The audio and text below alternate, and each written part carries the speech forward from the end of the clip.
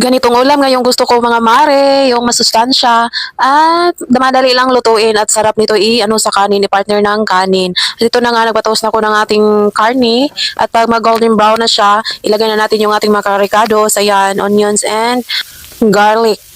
Ayan, at ilutuin, isuot lang natin to saglit at ilagay na natin yung ating madaming kamatis at hayaan natin lumabas yung katas ng ating kamatis kasi yun yung nagpapasarap at haluin na natin lahat kasama yung pork.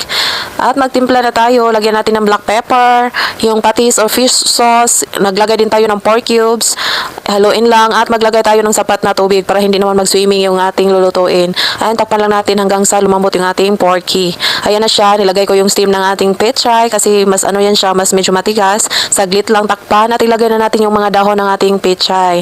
At halo-haluin lang po natin ito hanggang sa maluto yung ating pechay. At ayan na siya, tingnan nyo diba?